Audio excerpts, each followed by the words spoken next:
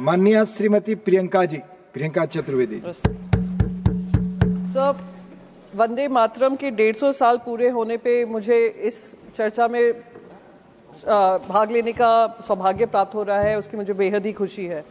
पर उससे ज्यादा खुशी मुझे इस बात की है कि जब हम इस चर्चा को सुन रहे थे, जो सही 150 साल का वंदे मातरम का इतिहास है देश की जनता के सामने पहुंचा है, जब विपक्ष ने पूरे इतिहास की सही क्रोनोलॉजी जनता के सामने रखी है।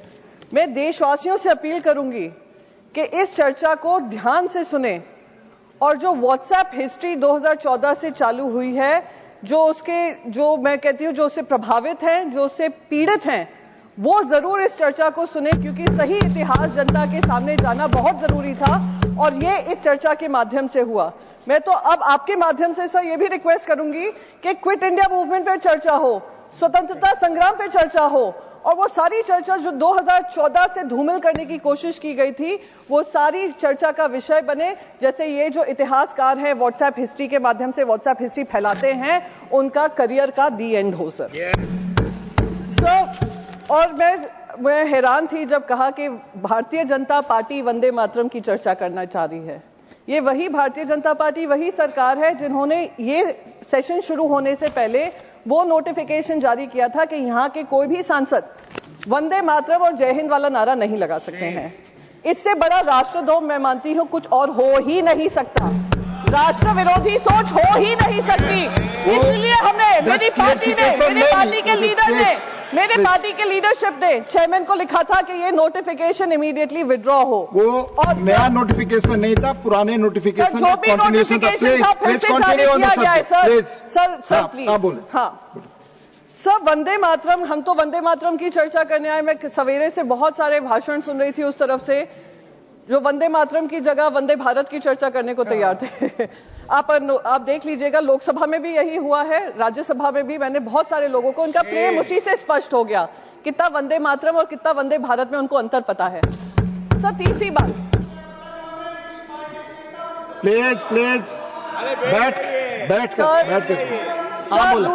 सर तीसरी चीज, आप बैठ जाए। गृह मंत्री ने ये कहा कि ये सेलिब्रेशन है, बिल्कुल सेलिब्रेशन है, पर ये भारतीय जनता पार्टी का सेलिब्रेशन नहीं था, क्योंकि उन्हीं के भाषण में उन्होंने ध्रुवीकरण की बात रखी, अपना पॉलिटिकल एजेंडा चलाने की बात रखी, और वही पंडित जवाहरलाल नेहरू जी को लेकर उन्होंने क्या क्या बातें नहीं रखी। कहा विभाजन तब से शुरू हुआ जब से ये 1937 में तीसरा और चौथा स्टैंजा हटाया गया।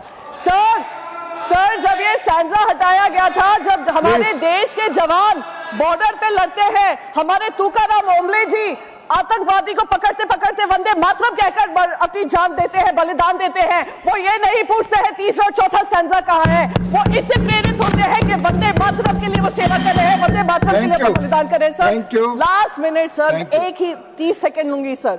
बस मैं यही कहूंगी आपके माध्यम से कि ये जो ध्रुवीकरण वाली राजनीति और पंडित जवाहरलाल नेहरू जी को लेकर उनका धूमिल करने की जो राजनीति हो रही है, उसको समाप्त होना चाहिए। और मेरी जो नेमसेक है लोकसभा में, उन्होंने भी ये मांग रखी है कि नेहरू जी पे चर्चा होनी चाहिए और उसके बाद वंस एंड फॉर ऑल चर्चा समाप्त होना चाहिए। ऑनरेबल मेंबर्स, माननीय प्रियंका जी ने एक चीज कही, उसके संदर्भ में मैं आपको स्पष्ट करना चाहता हूं। Honourable members, before each session of Rajya Sabha we reiterate the parliamentary customs and conventions which are mentioned in the publication handbook for members for information. The para regarding the same was issued in the parliamentary bulletin part 2 on earlier occasions also. This from part of etiquettes to be observed.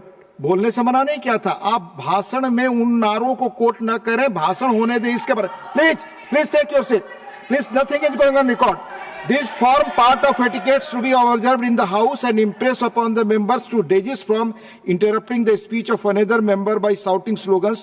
There is no intention to stop any member from singing Vande Mataram to use a phrase as a part of his or her speech. आजादी बाद माननीय speaker की भाषण के दौरान जो लोग ये चीजें करते थे, टिकट्स का पालन नहीं करते थे, उस संदर्भ में ये चीज कही गई थी। That was mentioned. प्लीज, माननीय श्री दिनेश शर्मा।